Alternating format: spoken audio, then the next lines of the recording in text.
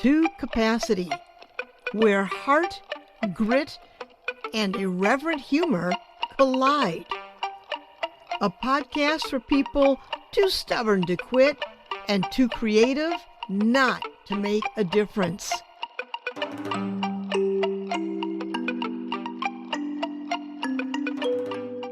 Hi, I'm Pat Benincasa, and welcome to Fill to Capacity. Today, episode number 73, Extreme Terrain, Inner Maps, and Northern Resilience. My guest is Paul Gaines. Now, I got to tell you, folks, I worked with Paul at the College of Visual Arts in St. Paul when he was director of student life there, and I was adjunct faculty.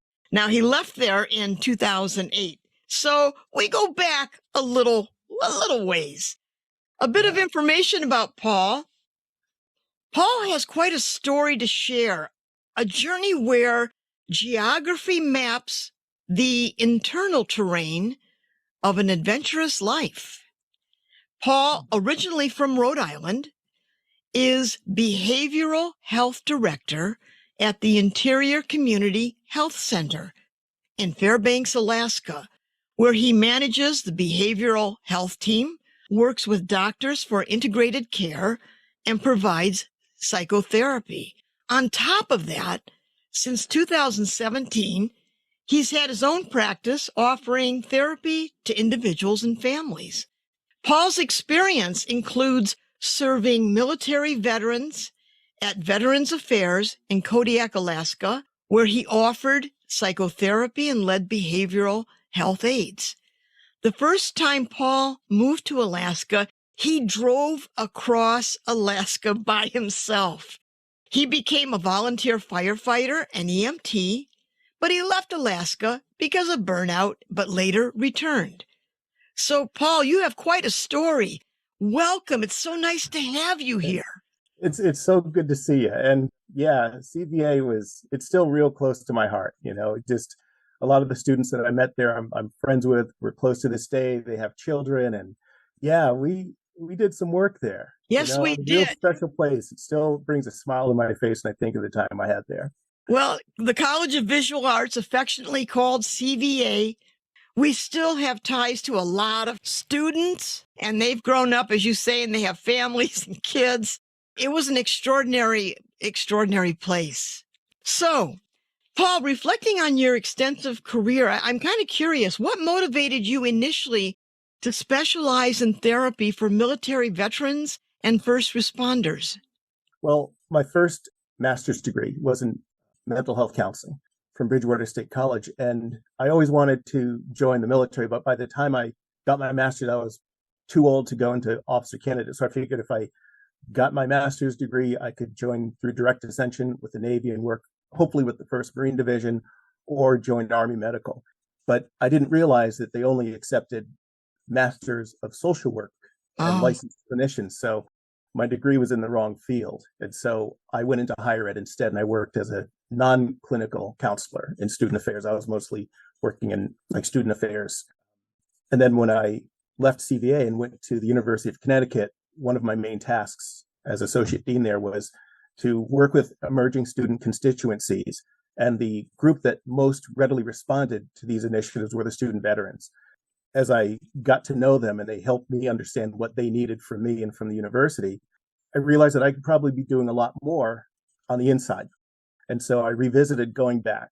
And then, life happens, and then Alaska was calling, and then I had a choice. Okay, do I go in through Army Medical or do I go Alaska? And then some of the vets and some of the folks were saying that I could be more influential on the outside, so they wouldn't have to worry about what might have to be reported to command if they were really struggling with something. Yeah. And when I came to Alaska, Alaska's a land of extremes. And when I landed in Anchorage, I thought I had seen mountains growing up on the East Coast, but the Chugach Range really struck me as soon as you landed. And when you go to Alaska and you land in Anchorage, you understand that. And then when I flew from Anchorage to Kodiak, before I landed, I just saw how beautiful Kodiak was. And I was telling myself, okay, well, whatever job they offer, I'm probably going to take, because I was already a finalist in a number of positions before I got there. And I just fell in love with it. So it's like being a like the Dallas Cowboys. You either love them or you hate them. There's no middle ground with them, like the Yankees. We are going to get into your connection to Alaska, but I'd like to start when we were going back and forth in emails. I'd like to talk about burnout and self-care. You mentioned that your dad had passed and you wanted to come back to Alaska. You originally were in Alaska, you left and you wanted to come back, but you mentioned how people didn't want you to return because, quote, when I left Alaska the first time, I was in a bad way. I learned the hard way the need for self-care, which is very difficult in rural Alaska. Can you speak about that? Absolutely. As a person that works in healthcare, one of the things I learned about living in rural Alaska is the lack of access and the barriers to self-care and the barriers to treatment. And so, when you work in the field, we recognize the signs of burnout. But a lot of us think that we can, think our way through it and intellectualize our way through it, which is the exact thing you're not supposed to do when you're struggling, because it is an extreme place. And so I realized that I had to just get out, because you can do a lot. And joining the volunteer fire service was one of those things for self-care, to get my mind away from working in therapy. And now I'm working with things that are much more linear. Someone's bleeding, we stop the bleeding. Someone's not breathing, restore their airway. So it allowed me to use a different hemisphere of my brain instead of the theoretical. Now I'm just, applying immediate application of what we need to do. But it was lonely. As a therapist in rural Alaska, you can't really date people. It's difficult to go out because you see people everywhere. And a lot of times they want to say, hey, I know that you're seeing my brother, and I just want you to know you're doing a great job. And we can't even acknowledge that, because even though it's a small town and everyone knows who you are, you still have to honor HIPAA. And it's a good day, isn't it? Or, boy, how about those Red Sox? And you just have to dismiss it. And then there are the times when it's not very comfortable, where maybe you had to help a woman find housing because she's in an abusive relationship, or you have to call OCS to have children removed from the home. And you are still in close contact with these people outside of the clinic. Mm-hmm. And some of them aren't happy with you. So you always have to kind of be on your P's and Q's. So it made going out a lot less fun than it should be. It was difficult to enjoy Alaska, knowing that there were all of these other elements that I had to be mindful of. So you said something interesting. When people are in the midst of burnout, we kind of talk ourselves off the ledge. I've done that where, well, it's not that bad. Oh, just buck up. We do these things, and sometimes the severity of the situation can really get out of hand. And somehow you were able to catch yourself and say, whoa, no, I've got to leave now. What would you say with people facing these kind of struggles? What kind of lesson would you share about, when you feel like you're in a burnout, but you don't know what to do? I'd say don't wait as long as I did. Don't try to swim upstream if you got nothing to swim with. Continue to reach out, ask for help. It's never too late to ask for help. Asking for help is a strength, not a weakness. And it's okay to take a step back. It's okay to say, I need to leave. I need to get myself healthy and be back around the things and the people that love me and the people that value me. And so having friends, having family, there's really very few substitutes for that. And I had a large group of people that have been with me through thick and thin. And probably, I'm looking at 5 or 10, probably less than 10 people who, to this day, if I don't talk to them for a couple of years and I reach out, they're there for me. And it's good to have people like that. You don't need many, but you need solid folks. And I was lucky to have a little bit of both. Yeah.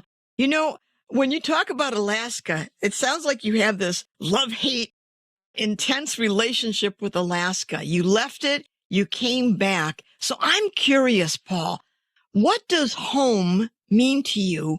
And how did Alaska become that despite all its challenges?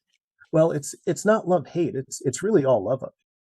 Okay. There are things that I don't like about it. Like, a lot of folks don't like the darkness. I love it because I love to shoot the aurora, and Fairbanks is the best place to shoot it. So I feel quite fondly about this. What was the first part of it again? Well, the first part is that You left Alaska, you came Yeah, back to it, and it makes me wonder, how do you define home? What does home mean to you? I like to finish what I start, and I'm not a quitter. And I learned that from my dad, where he was a big time athlete. He was also a veteran, and he was like my mom. They were both public servants and educators. But I learned a lot about life by being an athlete. And my dad said a few things. You always run on and off the field, always have your uniform dressed nicely, and don't quit a team just because you're unhappy. Because if you quit once, it gets easier to quit subsequent endeavors. So I learned never to quit. And I didn't like the way I left Alaska. I left with the score unsettled, and I had to come back for myself. But it was always a plan to return. Of course, mom absolutely wants me to stay in Newport, probably wants me to live with her. Yeah. Love you, mom, but not going to live with you. And people were concerned, but I know what I was capable of. And I had to go back for myself to close the circle and to regain what I've lost here. And through maintaining work as a therapist while having therapy, staying healthy in mind, staying athletically in shape so you can actually go out and run to off gas some stress, and doing all the things that I didn't do enough of when I was here the first time. So it's okay to take a setback and learn from it, because my failures the first time, it was a gift. It taught me that I'm not invincible. I'm not Superman, and I need help just like everybody else does. But I also knew I would come back smarter and stronger. And that's why I feel much more comfortable here now than what I was my first time around. Yeah, yeah. Why is it, Paul, do you think that people find it so difficult to do self-care? Is it the culture? Is it society? What is it that makes people want to tough things out? This is I think, the only country in the world whose citizens are expected to be happy. And if we're not happy, there must be something wrong with us. And if there's something wrong with us and we have to do something about it, we have to be entertained or medicated or do something else other than focus on the things that make us feel sad or feel bad. And I think that a lot of times behavioral health is looked at as a weakness, where, oh, you're sad, so just get over it, or here, have a drink, or go on this date, or do something else, but don't think about what's making you sad or what's traumatizing you, which is a larger issue with most of the people I see. And it takes a lot of hard work to look inside yourself and say, wow, the path that I've been on, or the lessons I've learned as a child, maybe they're not the most productive lessons and the most helpful lessons. And so I have to learn doing things that are uncomfortable and unfamiliar, which is scary. Yeah. I tell my clients, imagine like a highway, and it's smooth, it's wide open, it's well paved. You can drive anywhere you want, as fast as you want, but it's leading to a place that's not healthy and it's not productive, but it's easy and it's familiar. And we have to take a machete and sort of, trailblaze through alder and step on roots and create this little trail, which is a lot harder, but it leads to a more productive destination. And that's how you create neural pathways. And it's easy to get back onto that track Yeah. because it's familiar and it's comfortable. And so a lot of self-care involves doing things that are uncomfortable and unfamiliar until they become familiar and comfortable. Well, that's a beautiful analogy, the highway to cutting a path with a machete through dense forest to try to reach and make a way for yourself. That's beautifully said. We're creatures of habit, and especially when it comes to time. And so when we have a change like daylight savings, people are cranky for days. They get thrown off. Now, you talked about a little bit earlier, Alaska has these seasonal shifts from endless daylight to prolonged darkness. And you mentioned that you like having the darkness, but how do your clients, do you find people are affected by the seasons in Alaska? Absolutely. The deficiency is what we address, and it's addressed through medications, it's addressed through the lights that we keep in our office, full spectrum lights. And it's a real issue for a lot of folks. But here in Fairbanks, it's not 24 hours of darkness. We get 24 hours of daylight, and it's pretty close to that right now already in late April. It's light, it's not sunlight, but there's always ambient light. We'll get the shortest day, I think we'll get about 5 to 6 hours of sunlight, and it just reaches the horizon and then sets again. So we do get sunlight every day. We just don't get a lot of it.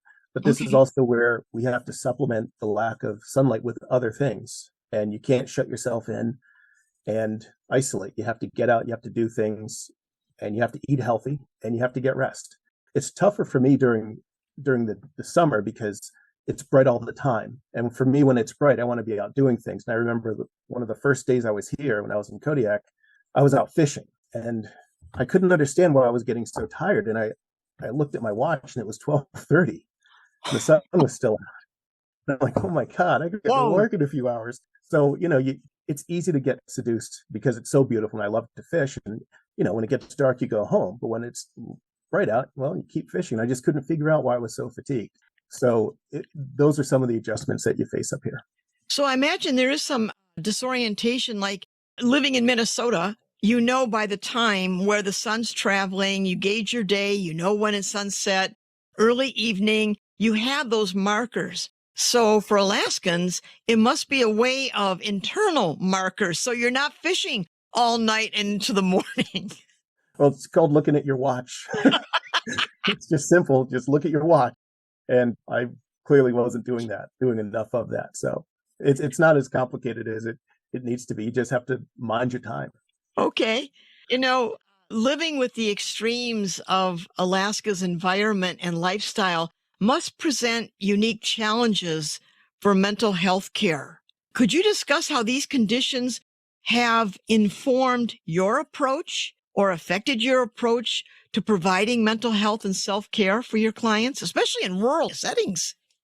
Well, yeah, I think many people don't understand what it's like to live in Alaska. They read about it, they see it, and they come up for an interview. And usually we invite people up during the spring and the summer, but they may not like it. They may not enjoy being up here because the issues that we face in Alaska are several times greater and more intense than what I've experienced in the lower 48. So I think that the level of trauma is significantly higher. The higher density of people that are struggling with severe mental illness and severe emotional disturbance is much higher. So we see a greater percentage of people that are struggling greatly with their behavioral health needs. And then there's the high turnover. A lot of folks come up here and within a few years they're gone, which complicates things for our clients because they don't want to have to share their story every 6 months with a new therapist, Okay. a new provider. And so they will then drop out because they get frustrated. They establish a rapport with a clinician, the clinician leaves, and the client's needs are unmet. And they have a negative perception of behavioral health because a lot of us don't stick around. So, and it's difficult to recruit people up here because Fairbanks, it's about 38,000 people. It's a big city, but compared to St. Paul, it's tiny. And so there are a lot of challenges here. But if you like what Alaska has to offer, then it's a great place. But most people don't last because it's a difficult place to live.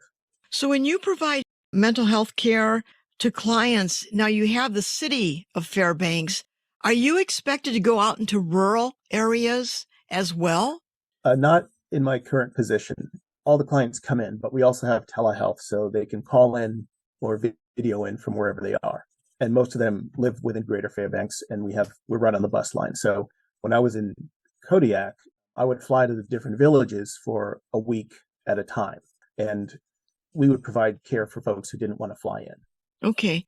You're painting a picture of people therapists attracted to coming to Alaska, but living in Alaska is very different than their idea of Alaska.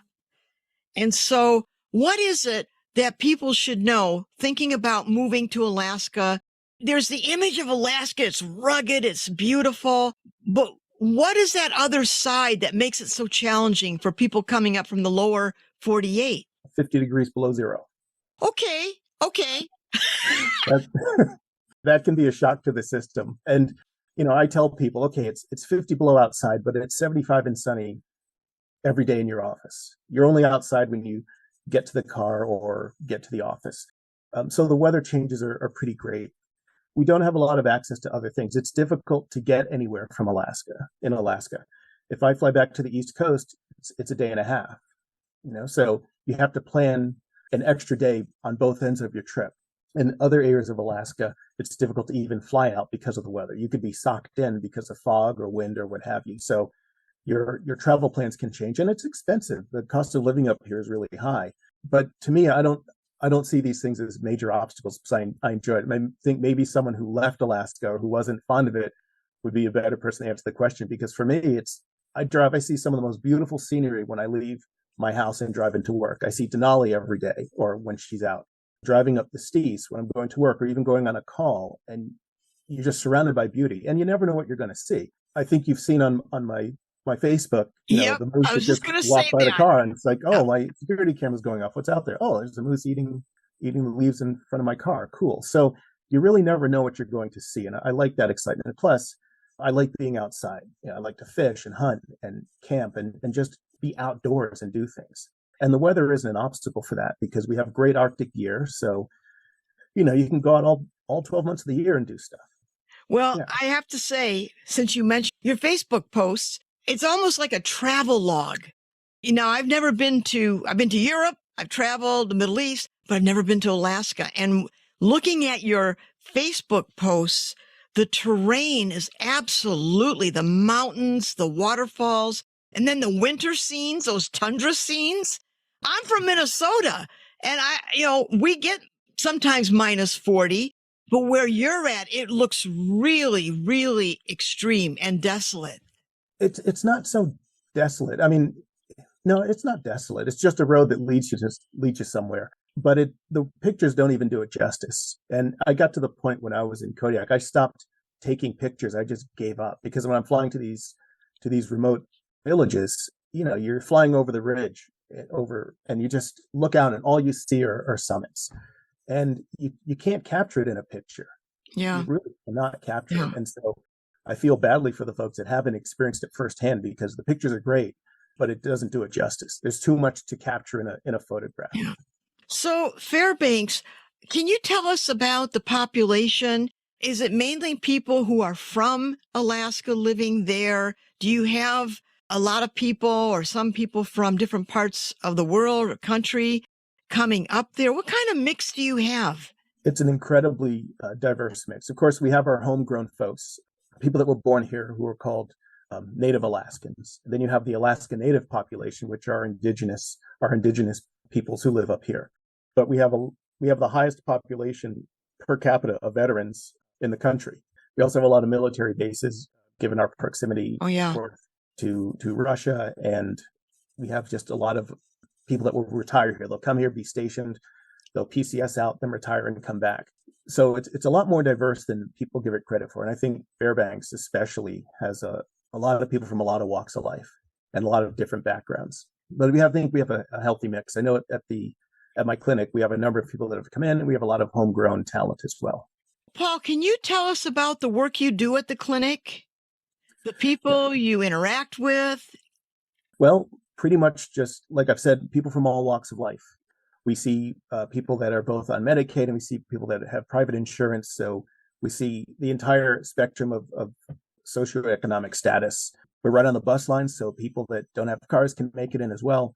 And we see people we have a lot of trauma up here.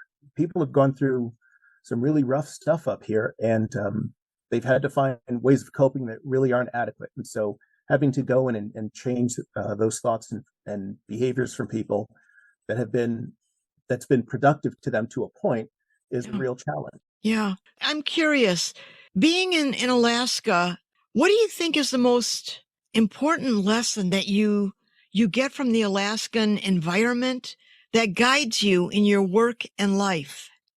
I think that it exposes character. I think that you really find out what you're capable of and what you're made up of, what you're made of up here. When I say it's a harsh environment, it's not just the climate. Sometimes the environments we find ourselves in, social settings we find are in, can be really difficult. But I'm also really impressed by the resilience that my clients have. I mean, I don't know that I would be able to survive some of the things that they've experienced in their lives. Yeah. And so where we often give medals, and deservedly so, to our military personnel, some of these folks just getting out of bed, I think that they need a medal just for getting out of bed with what they've gone through in life. And so That is inspiring to see how these folks can still get up and still live productive lives despite the amount of systemic and intergenerational trauma that they and their family systems have experienced. Yeah. It's amazing. Like, some of these folks are just incredible, and to see them make gains. I've been here for over a year now, and actually I've been here for 4 years, but I've been at this clinic for just over a year, and to see how these clients respond, and to see that they can now take control of their substance use or their inability to control their emotions, they can handle things in a much more productive way. It's inspiring. It's good to see that. Yeah. Looking ahead, how do you envision the future of mental health care in this environment? Well, I think that it's obviously it starts at the national level. I think that there's a tremendous stigma regarding behavioral health. And a lot of times it's looked at as something that people don't believe in because we don't administer medication. We don't extract teeth. We don't provide surgery. We just sit in a room and listen to people. And I think a lot of folks misunderstand the impact that competent psychotherapy can provide. I think maybe the media has not done us any favors as well. When you look at some of the way therapists or the profession is portrayed in the media, it looks a little hokey, and I probably wouldn't go to any of those therapists that I saw on television. Yeah. I just tell my clients that it's just nothing more than two people in a room talking, and I tell them to refer it as a transfer station. You come and you dump out your stuff, and then you might keep some things that might be helpful, or maybe I'll give you some things that might be helpful tools to use, and then we'll talk about it when you come back. I think that we need to remove barriers to care, and we need to provide increased access. And that was really the thing that did me in the first time. I didn't have adequate access to care. You mean for yourself personally or for your clients? Well, for myself, because there were no other clinicians in the area. But I Okay. think that the more competent therapists we have, the stronger the community will be. I see 7 clients a day, and I can't see 9 because I see 7. But if you have 30 clinicians that can see 7, well, you're going to be able to treat the community. Obviously, you're going to be able to see more people. So I think that we all need to find ways to remove barriers to care and increase access to services. And Do we you, need to be sharp at what we do. There are a lot of really profound treatment modalities that are coming out. I'm also trained in EMDR. I have some friends who are trained and certified in brain spotting, which is sort of like the next generation of EMDR. wait, what And is that? What do those initials mean? EMDR, I'm sorry, it stands for eye movement desensitization and reprocessing. And you essentially use senses, whether it's eye movement. I use Theratappers, which are these pads that vibrate in your hands. And sometimes you can use audio signals to help put someone in what's called a window of tolerance, where you're creating a temporary dissociative episode so that they can identify a target image and change a negative cognition about that image into a positive cognition, so that when they think about it again, they don't think that they're a failure, they think that they are a success. So that's pretty much the short and quick of it, but it's really powerful. So Well, so I want to put this in layperson terms even more. So if someone comes in, let's say they were fired from their job and they're feeling this horrific shame and embarrassment and the trauma of that, how does that form of therapy that you just described, how would you use it for that person who's traumatized by being fired? They didn't expect it. Okay. okay, well, I would ask them to identify that target image and what they thought about themselves, not how they felt, but how they thought about themselves. And they might say, I think I'm worthless, or I'm worthless. It's like, okay, you hold on to that. And then you ask them, when they say that I am worthless, where do you feel it in your body? Like, where does that tension develop? And they might say it feels it in my chest. And how strong is it? Well, it's like a 9 or a 10, so it's pretty strong. And so then we'll say, what would you rather think about yourself? And they might say, well, I want to think about myself and say that I am worthwhile and I am worthy. Okay, then let's go with that. And they may not believe that at first. And so the validity of that positive cognition is very low. They don't believe it. And then through EMDR over, several sets, it might take an hour, it might take more than an hour, it might take several hours for them to start to believe and realize that they'll have that target image, but they then believe that they are worthy. Okay. And so it doesn't traumatize them when they think of getting fired. Okay. So there's a lot more to it than that, but that's Of course. pretty much the essence of it. Removing a negative thought and replacing it with a positive thought, so that that target image doesn't bother you anymore. Yeah. Now, from the micro aspects of this, I want to jump to the macro aspects. In our culture, we put time limits. You alluded to it a little bit earlier. Like if someone is depressed, well, get over it, watch TV, do something. I see it especially when people are grieving and they're told, okay, you had 2 weeks, time to get back to life. And grief is not something that has a shelf life. It has a life all of its own. So in this culture, people have families to take care of, elderly parents maybe, and children, but we don't structure in our care, healthcare or corporate care, that people can take time off to take care of an aging parent or have time to grieve. It seems like we're always on this treadmill, always moving. Yeah, it's tough to find ways to grieve appropriately. And grieving is an entirely singular process. It's a singular experience, and no one can tell someone how long or in what manner you should grieve, provided that you're not really hurting yourself or someone else. But when I have clients who are grieving, I say, look, when you feel like crying, cry.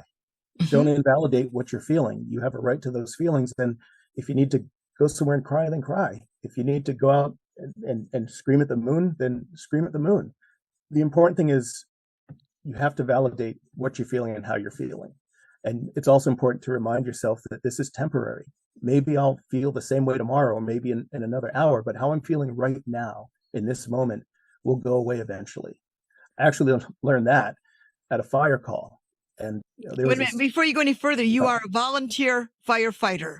Yes, and a Okay. long time ago, I was at this fire, and I think it was one of the first fires, and I showed up, and the whole house was just cooking off, and I said, "Man, that's a huge fire." And the lieutenant said, "Well, I just want you to know, every fire I've been on is out today." That's I thought, Whoa. that's a really good way of looking at it, Lieutenant. Yeah. And he goes, "Yeah, it just you focus on what you need to do, but every fire, no matter how big it is out now." And so I try to remind my clients that no matter how bad you're feeling right now, you are going to get through it. It might feel like it's endless, but it's not. And you might feel this way for a long time, but the more you can tell yourself that this is temporary, I will get through this, we take the energy out of that Yeah. despair. Someone once said to me, quote, "We are not our feelings." And I thought about that. Sometimes I can get really worked up about something. I'm feeling it, but I am not the feeling. Hmm. I'm experiencing the feeling and it's washing over me and I'm reacting, but I'm not the feeling. Does that make sense? It does. And a lot of times when we feel something strongly, we're connecting it to something in our past. The last time we felt that way, or the worst time we felt that way. And since I worked with children and families for an extensive time, I can trace everything back to a childhood experience. It doesn't have to be traumatic, but it could be memorable. Yeah. So part of our brain, the reticular activating system, it retains memory. And so a lot of times we are upset about something that's happening today, and that's because it feels familiar to us. It feels like the last time I was abandoned, or the last time someone left me or made me feel badly. The brain tries to connect the dots, and we Yeah. have to tell ourselves this feels the same, but it's not the same. This has nothing to do with that. Mm-hmm. And if we can tell ourselves that, we then tend to reduce the energy of the past and bring it into the present, saying, okay, the waitress who spilled the drink on me isn't the same mother who dumped a bucket of milk on me because I Yeah. spilled milk at the dinner table. This is not the same. One has nothing to do with the other, but it feels the same. And reminding ourselves of that keeps us from allowing our feelings to turn into behaviors that we get in trouble for. Oh, Because you can't wow. get in trouble for your feelings. You can only get in trouble for your behaviors and the Yeah. subsequent behavior. Well, as we get down to the end of the hour, I'm curious, with all the work that you're doing, Paul, what legacy do you hope to leave behind in your field? What changes do you hope that you could accomplish? by being who you are and where you are and what you're doing? Oh, wow. I don't know. Just that the clients that I've reached live productive and healthy lives, and they become parents who raise healthy and productive children. I think that's the legacy I'd like to leave, that the people I've touched move on to do great things.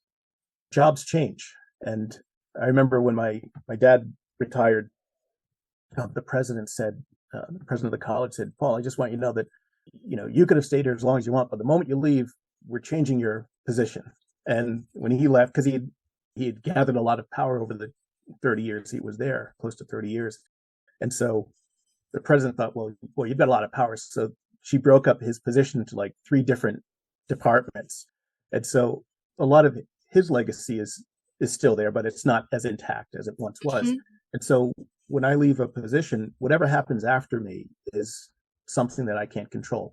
But when I think of the folks at CVA, I like to think that I had some part in helping those kids become successful Oh, artists and yeah. designers and family members. And that's the legacy. So it deals more so with the people I can touch directly and less about institutions I leave behind when I Yeah. depart. Yeah. Well, one of the things that seems very important to me or the question that I ask myself at the end of the day is, does my being here make a difference? Mm-hmm. That's the only question, really. And I have to say, Paul, from everything you've talked about, it's so obvious that your being there makes a difference. And I want to thank you for joining us with such grace and candor about what you're doing and also all the wildlife and the fishing and everything that you're doing is just amazing. And keep doing the photographs of the aurora borealis. Those Okay. are breathtaking. Thank you. Well, it's just a part of enjoying life.